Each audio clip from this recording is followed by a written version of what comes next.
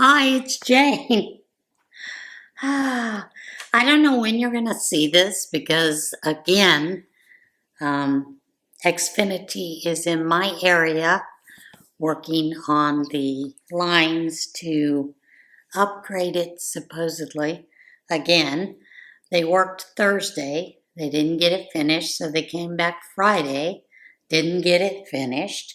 And part of the reason they didn't get it finished, and I had put a reel up there about this guy looking for his box. Now, their boxes are all the same box up and down this mountain. So he located the box down below, but couldn't figure out which box was his in front of my house. Took him a little while. And they're just the small green boxes. So, and it says right on there, Xfinity. Now, granted, it's not in different color. It's in the same color as the box. But it does say Xfinity. And those are their boxes all the way up around the mountain. But he was surprised when he opened up the box and there was bamboo in the box. Because bamboo grows wherever it's going to grow. So he had to use his Leatherman to cut away the bamboo. Was a little frustrated with that. Did what he needed to do at my box. Left the box completely open. Didn't cover it back up. Went further up the mountain. There are 2 more boxes up here. And apparently, because later on when I was outside sweeping off the walk, when he came back down to cover the box, he said to me, "Thank you for cutting the bamboo from away from the boxes so we could get to him." And I had said to him, "Well, that's your company's, that's their job to do. They're supposed to do it. And you guys were supposed to move those boxes back into the easement and off my property, which hasn't been done. And, that's okay. I got no problem with that. But really think you should be paying me rent for the use of my land." Jokingly, he started laughing. He said, "I'll make a note of that and pass it on up to the higher-ups." So he did tell me that up where the other boxes are, no one has been managing around those boxes. And there were all kinds of bushes and all kinds of stuff up there. He had to cut away with his Leatherman. I said, "They don't even give you a machete?" He said, "No." I said, "Well, if you got to go back up there and need to cut, stop by the house and I'll give you my machete to use as long as you drop it back off on the way back down." He started laughing. He goes, "Nope, I'm going to go buy one right now." So, if they're not going to take care of their boxes, just in general, how do they expect them to be clear and free when they do come to work on them and to upgrade? So anyway, they didn't get finished Friday, so they're out again today, Monday, working on them. So my internet is spotty on and off, so I don't know if I'll be able to upload it today or if I'll be able to upload it later on this evening, like around 9:30.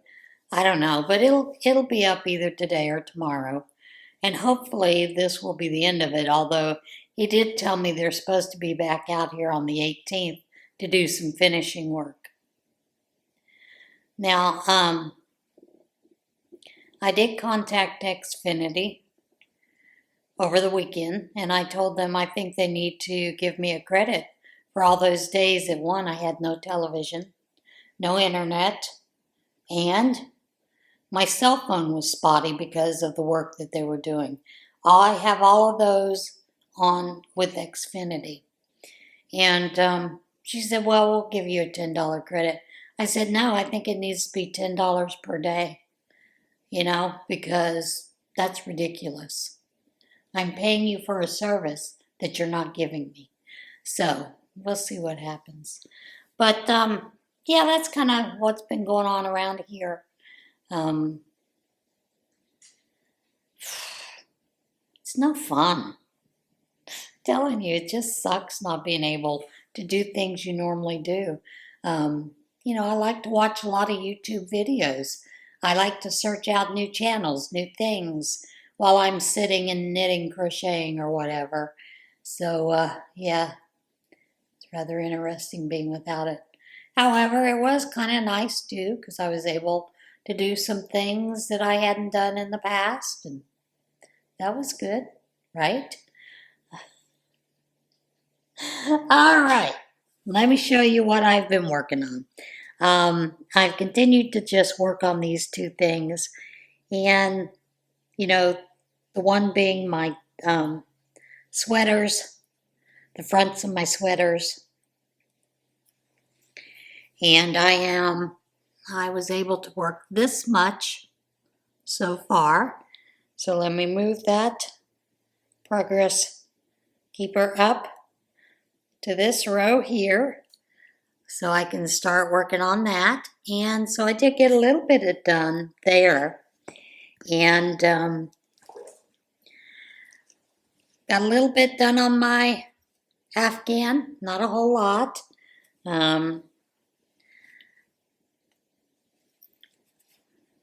Just a couple of rows, so I need to move that progress keeper up as well. I did get quite a bit done in the sewing room. I did have a couple of special orders that someone had asked me to do, so I was doing those and got those sent off. Well, we'll get those sent off this morning. And so that's kind of where I've been, what I've been doing. I did want to read something to you. This was a really nice something that someone had sent out along with her testimony, personal testimony. But I'm not going to read that part. But I am going to read this little bit. Not going to read it now. I'll read it after we do the What in Tarnation and before we do the devotional, because it's just a beautiful little love portion. So, every Sunday I go out to Lamar Lighthouse Campground. It is a campground that is Christian based, although you don't have to be a Christian to camp there. Anybody can camp and whatever. They just promote a Christian background, kind of like Christland does. And Christland is further up from us. But they do, during the summer, they do a series every Sunday night of different musicians that are in the gospel field. So last night was the last concert of the season there. And it's kind of bittersweet, because you miss out on a lot. But the group that opens up the concert series is Glory Way, and they always close it out. So they were back last night to do that. And they had lost their tenor because he's moved on to do some things on his own, I believe, from what I understand. So they had Royce Taylor there. And if any of you have ever watched the Gaither family series, he's been featured a lot in that. He's been singing for like 55 years. I believe he's in his 80s or close to his 80s. But his voice is still as strong and as beautiful as always.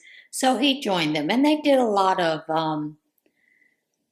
covers of different songs that are out there in today's, Christian music scene. And it was really upbeat, and positive. So it was really nice to hear that, to see a little different side of Glory Way. And I like that, So it's kind of bittersweet because it's the last concert of that season. Of course, there'll be more at different churches that, like once every other month, they've got some, feature group coming in. So, that's great. But the big thing is a lot of the people there, we've gotten to know one another, even though we don't go to the same churches. Just on a personal level talking back and forth and getting to know one another. So it's going to be, that little bit of, I'm going to miss these people, seeing these people, and getting up to date on what's going on in their lives, and how I can pray for them, how they can pray for me, those kind of things. So it's kind of a sad ending to the summer, but we'll all get through it, right? All right, are you ready for a little water incarnation? Because I have a couple of cute stories. Escaped tiger captured after prompting warnings in South Texas.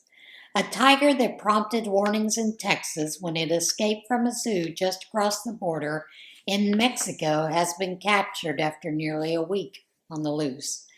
Reynosa Environmental Protection said the tiger escaped September the 4th from the Quinta La Fauna Zoo in Los Longoria, just across the border from Granjeno, Texas, and was captured at midnight Tuesday in Los Longoria. The Hidalgo County Sheriff's Office had earlier issued warning to residents that the tiger could cross the Rio Grande into the southern part of the state. As you know, tigers are not afraid of water. We have not been to assist Reynosa, but we have advised our deputies to remain vigilant. Lieutenant Enrique Longoria of the Hidalgo County Sheriff's Office told KGBT-TV. The tiger was spotted nearby the zoo on Saturday, prompting Reynosa Environmental Protection to set up traps in the area. Civil Protection and firefighters Reynosa confirmed on social media that the tiger had been caught in one of the traps at midnight Tuesday. The Post said the animal was unharmed. It was unclear whether the tiger would be returned to the zoo, and I've included a link to that story. Now, I grew up in New Mexico, and every year, from probably middle school on through even high school, there was always school trips. And we always took a school trip to Carlsbad Caverns. And it is a beautiful set of caverns. It is one where you walk down at a big entrance where a lot of the bats fly in. You walk down this winding trail down to the bottom, down to the big cave. And the walk, I think it's a mile and a half, maybe a little longer than that. I'm not positive. But there have been a lot of fossil reefs that you've got to study, see all of those kind of things. And there are other caves to explore, which you have to have permits to explore, that a lot of spelunkers go into with the permission of the state, knowing full well where they are, when they're there, when they're expected to come out. And then they also have a check-in, check-out process. But something happened one day, and this is a story about it. Dropped Cheetos bag has world-changing impact on Carlsbad Caverns, rangers say. Established as a national park in 1930, Carlsbad Caverns is one of over 300 limestone caves in a fossil reef laid down by an inland sea about 265 million years ago, rangers said. Carlsbad Caverns National Park is about a 300-mile drive southeast from Albuquerque, which was like maybe an hour's drive from Roswell. A forgotten bag of Cheetos left inside Carlsbad Caverns might have seemed trivial to the owner, but it had an outsized impact on the cave's delicate environment. The cheesy snacks were dropped off trail in the big room at the National Park in New Mexico on Friday, September the 6th. A photo with the release shows a crumpled Cheetos bag on the rocky cavern floor. To the owner of the snack bag, the impact is likely incidental. But to the ecosystem of the cave, it had a huge impact. Softened by the humidity of the cave, the corn-based snacks formed the perfect environment for fungi and microbial life. Cave crickets, mites, spiders, and flies soon organize into a temporary food web, dispersing the nutrients to surrounding cave and formations. Mold spread higher up on the nearby surfaces, fruit, die, and stink. Rangers spent 20 minutes cleaning up the mess and removing foreign molds from the cave. At the scale of human perspective, a spilled snack bag may seem trivial, but to the life of the cave, it can be world-changing. The big room is the largest single cave chamber by volume in the United States.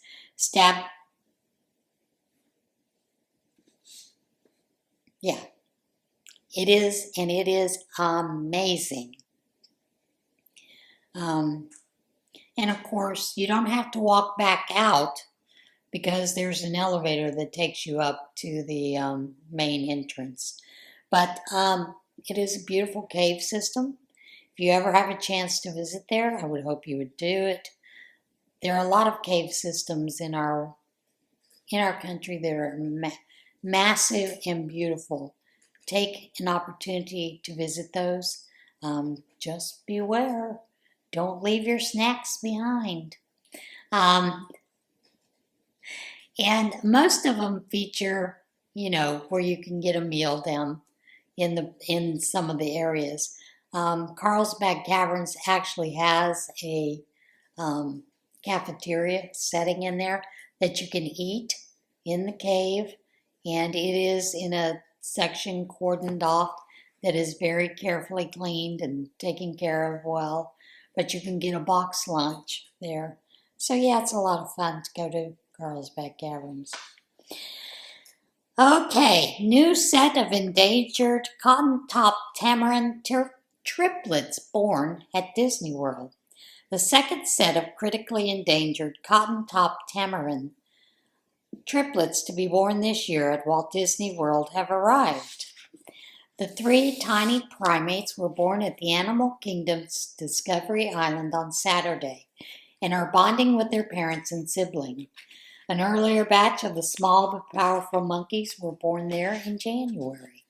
Weighing only 1 pound in adulthood, the Cottontop Tamarind is only found in the rainforest northwestern Colombia. They are known for their sophisticated social behaviors and have even shown evidence of simple grammatical capabilities. Despite their small stature, their athletic capabilities are impressive. They can leap 15 feet from a stationary branch, while their appearance is highlighted by a wild mane of bright white hair atop their heads. The male and female parents of newborn tamarinds share infant care equally, carrying their young on their backs until approximately 14 weeks of age. It is estimated that there are only 6,000 remaining Cottontop tamarinds remaining in the wild, making them one of the rarest primates in the world.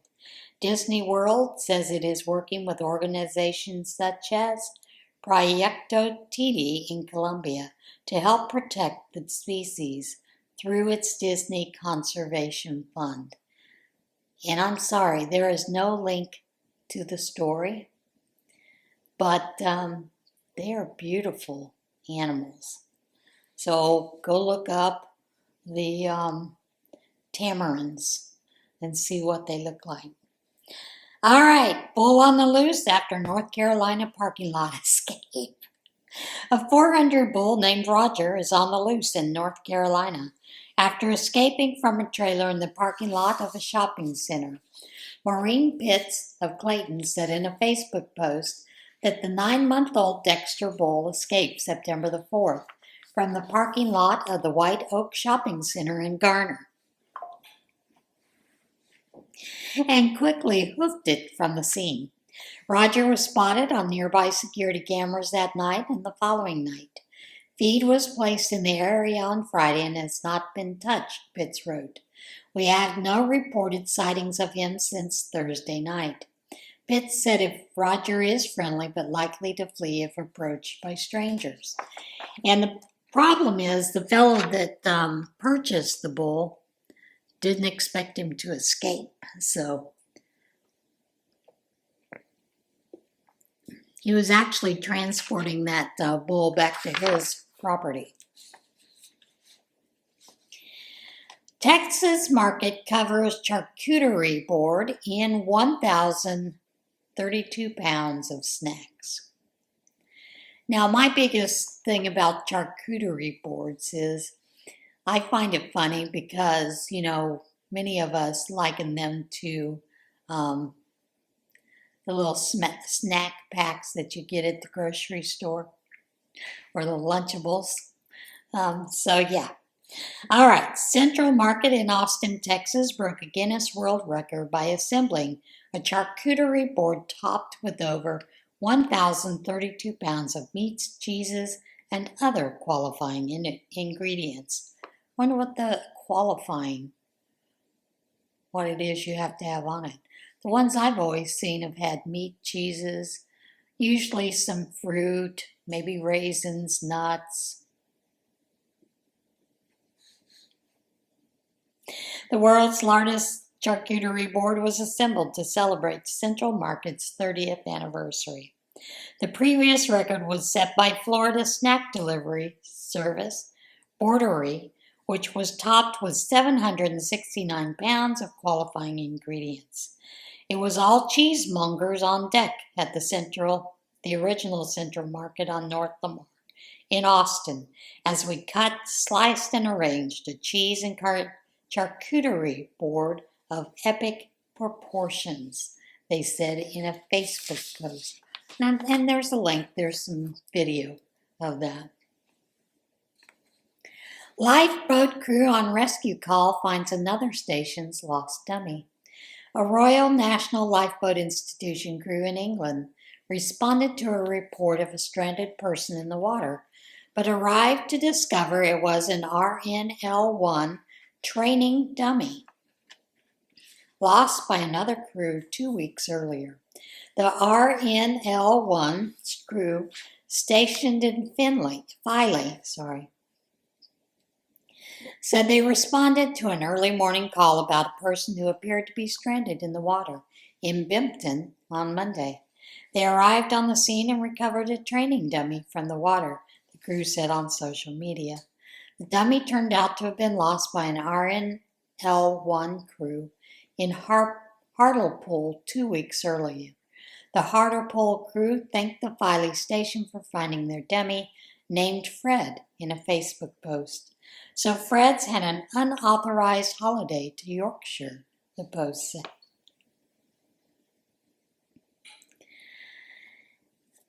Sometimes when we go out on walks, we're not really attuned or aware of things that when we're out walking in nature. Some of us just do it, for exercise. But this woman found something very interesting. Massachusetts woman finds mysterious pinecone art in woods. A Massachusetts woman taking a walk in the woods with her dog came across a mysterious pinecone formation she believes might be an art installation. Margaret Satoni, I think that's how you pronounce it, said she and her dog were walking along a trail in Waltham's Cedarwood Park when she came across a circle of pine cones arranged like a mandala. It's a circle pattern with a repetitive design. Making them is a meditative thing, she told WBZ-TV. I don't know if the artist is coming up and checking on it, but I am. I want to take a picture a day until it's not there anymore.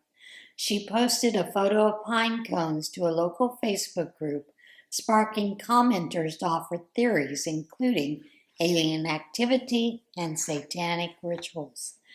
Zetani said she thinks it's more likely the pinecone circle is someone's art project, possibly from a student at nearby Brandeis University. I'm not on board with aliens and definitely not on board with the satanic ritual. It doesn't even have a spot to stand in, she said. I appreciate that someone spent a significant amount of time putting it together and put it together on the edge of the trail. And it's very interesting how she describes the way that the pine cones are laid. So it's not something that they would have fallen in that pattern. But I think she's probably right. It's probably somebody that's coming along, was bored, and decided to do that with all the pine cones that were falling. Hotel reveals most unusual lost and found items, room service request. This is always a fun story. Hotels.com revealed some of the most unusual items left behind at its partner hotels around the world, including a pet lizard, as well as some of the most bizarre room service requests. The website's annual Hotel Room Insights report, based on data from more than 400 hotels across the globe, revealed the most common items left behind by guests include phone chargers, dirty laundry, power adapters, makeup, and toiletries. The report said 10% of the hotels reported finding dentures left by guests. Some of the most unusual items left behind in the rooms include a Rolex watch, another watch worth $6 million. I don't know how you forget that watch and don't come back to claim it.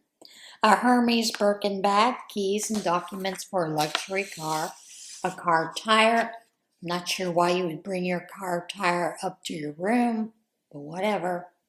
An engagement ring, a tooth, 2 full leg casts, stacks of cash. How do you forget your money? A pet lizard and a chick. Hotels.com said the lizard and the chick were safely reunited with their owners.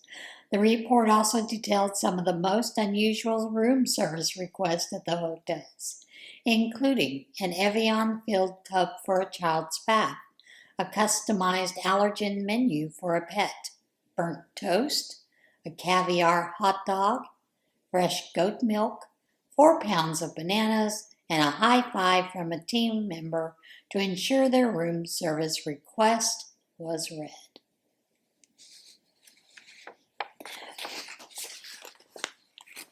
This next story, I always find the Nobel Prize winners, some of the things that they do, interesting. Now, I am going to warn you, there is a link to the video. The video is on YouTube. I believe it's an hour and a half long. You can watch the whole thing, which I kind of did late last night. And, yeah, just interesting. IG Nobel Prize winners include research into butt breathing and coin flips. The Journal of Improbable Research announced this year's IG Nobel Prize winners, including a team who researched mammals that breathe through their butt. The 34th first annual IG Nobel Prize ceremony, a tongue-in-cheek celebration of unusual scientific achievements, was held Thursday at the Massachusetts Institutes of Technology. And they open up with the Law of Murphy, a parody, and them rooting for the Law of Murphy. The ceremony, inspired by, not affiliated with the Nobel Prizes, was held in person after being held virtually for the past 3 years. 10 prizes were awarded at the ceremony, which also live-streamed on YouTube.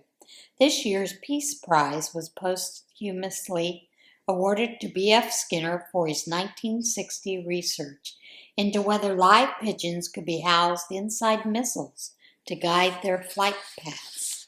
The Botany Prize went to Jacob White and Felipe Yamashita for finding evidence that some real plants imitate the shapes of neighboring artificial plastic plants. The Anatomy Prize went to a team of scientists from France and Chile for studying whether the hair on the heads of most people in the northern hemisphere swirls in the same direction, clockwise or counterclockwise, ? As hair on the heads of most people in the southern hemisphere. This year's medicine prize went to Levin A. Schenk. I'm going to read that last one again because the camera cut off. For demonstrating that fake medicine that causes painful side effects can be more effective than fake medicine that does not cause painful side effects. The IG Nobel Physics Prize was presented to James C. Lyell for his research into the swimming abilities of a deceased trout. The Physiology Prize was presented to a team of U.S. and Japanese researchers for discovering that many mammals are capable of breathing through their anus. The Probability Prize went to University of Amsterdam researcher František Bartos and his team for studying the results of 757 coin flips and determining coins are slightly more likely to land on the same side they started from. The Chemistry Prize went to Tess Hieremans, Antoine Deblaise, I think that's how you pronounce it, Daniel Bond, and Sander Woutersen for using chromatography to separate drunk and sober worms. Saul Justin Newman was awarded the Demography Prize for his research finding that many of people famous for having the longest lives lived in places that had lousy birth and death record keeping. The final award, the Biology Prize, was given to Fordyce Eli and William E. Peterson for their 1941 research that involved exploding a paper bag next to a cat that's standing on the back of a cow to explore how and when cows spew their milk. I'm telling you, some of these are just absolutely nuts though. Before we get into the devotional, at last night's concert there was a woman that handed out an envelope to everyone who attended. And in it, she exclaimed that this was her invitation to her birthday celebration. Now, she also included one of her life testimonies, about something that happened with her kids at the play. And maybe I'll read that one too. But both of them are rather interesting. And this was her birthday celebration. You're cordially invited to a birthday celebration. Guest of honor, Jesus Christ. Date, every day, traditionally December 25th. But he's always around, so the date is flexible. Time, whenever you're ready. Please don't be late, though, or you'll miss out on all the fun. Place, in your heart. He'll meet you there. You'll hear him knock. Attire, come as you are. Grubbies are okay. He'll be washing our clothes anyway. He said something about new white robes and crowns for everyone who stays to the last. Tickets, admission is free. He's already paid for everyone. He says you wouldn't have been able to afford it anyway. It cost him everything he had, but you need to accept the ticket. Refreshments, new wine, bread, and a far-out drink he calls living water, followed by a supper that promises to be out of this world. Gift suggestions, your life. He's one of those people who already has everything else. He's very generous in return, though. Just wait until you see what he has for you. Entertainment, joy, peace, truth, light, life, love, real happiness. Communion with God, forgiveness, miracles, healing, power, eternity in paradise, contentment, and much more. Our SVP, very important. He must know ahead so he can reserve a spot for you at the table. Also, he's keeping a list of his friends for future reference. He calls it the Lamb's Book of Life. Party being given by his kids. That's us. Hope to see you there. For those of you whom I see at the party, share this with someone today. So that was rather interesting. I am going to go ahead and read this because it is kind of cute.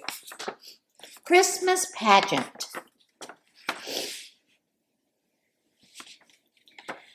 My husband and I had been happily married most of the time for 5 years, but hadn't been blessed with a baby. I decided to do some serious praying and promised God that if He would give us a child, I would be a perfect mother, love it with all my heart, and raise it with His Word as my guide. God answered my prayers and blessed us with a son. The next year, God blessed us with another son. The following year, He blessed us with yet another son. The year after that, we were blessed with a daughter. My husband thought we'd been blessed right into poverty. We now had 4 children, and the oldest was only 4 years old. I learned never to ask for anything unless I meant it. As a minister once told me, if you pray for rain, make sure you carry an umbrella. I began reading a few verses of the Bible to the children each day as they lay in their cribs. I was off to a good start. God had entrusted me with 4 children, and I didn't want to disappoint Him. I tried to be patient the day the children smashed 24 eggs on the kitchen floor searching for baby chicks. I tried to be understanding when they started a hotel for homeless frogs in the spare bedroom, although it took me nearly 2 hours to catch all 23 frogs. When my daughter poured ketchup all over herself and rolled up in a blanket to see how it felt to be a hot dog, I tried to see the humor rather than the mess. In spite of changing over 25,000 diapers, never eating a hot meal, never sleeping for more than 30 minutes at a time, I still thank God daily for my children.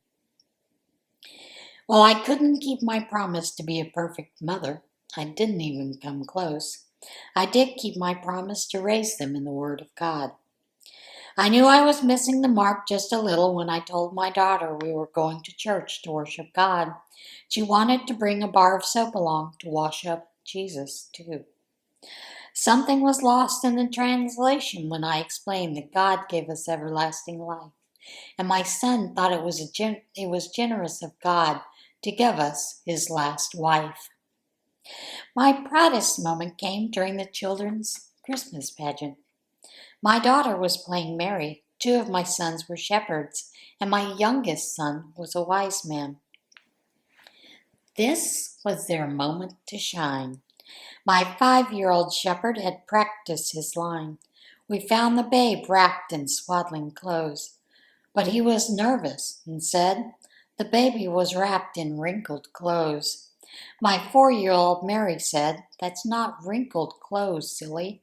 That's dirty, rotten clothes." A wrestling match broke out between Mary and the shepherd and was stopped by an angel who bent her halo and lost her left wing. I slouched a little lower in my seat when Mary dropped the doll representing baby Jesus, and it bounced down the aisle crying, "Mama, Mama." Mary grabbed the doll, wrapped it back up, and held it tightly as the wise men arrived. My other son stepped forward wearing a bathrobe and a paper crown, knelt at the manger and announced, "We are the 3 wise men, and we are bringing gifts of gold, common sense, and fur." The congregation dissolved into laughter, and the pageant got a standing ovation. "I've never enjoyed a Christmas program as much as this one," laughed the pastor, wiping tears from his eyes. For the rest of my life, I'll never hear the Christmas story without thinking of gold, common sense, and fur. "My children are my pride and my joy, my greatest blessing," I said as I dug through my purse for an aspirin. Jesus had no servants, yet they called Him Master. Had no degree, yet they called Him Teacher. Had no medicines, yet they called Him Healer. Had no army, yet kings feared him. He won no military battles, yet he conquered the world. He committed no crime, yet they crucified him. He was buried in a tomb, yet he lives today. Feel honored to serve such a leader who loves us. God bless you all. Merry Christmas and a better New Year.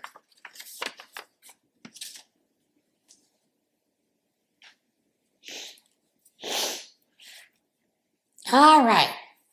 Now the devotional, the promises from God's heart.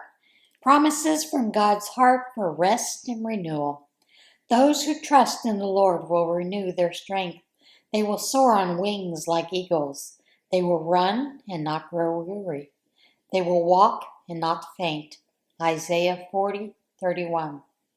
The Lord lets me rest in the meadow grass and leads me beside the quiet streams.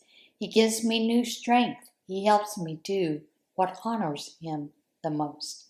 Psalm 23:2-3. Come to me, all of you who are weary and burdened, and I will give you rest. Matthew 11:28.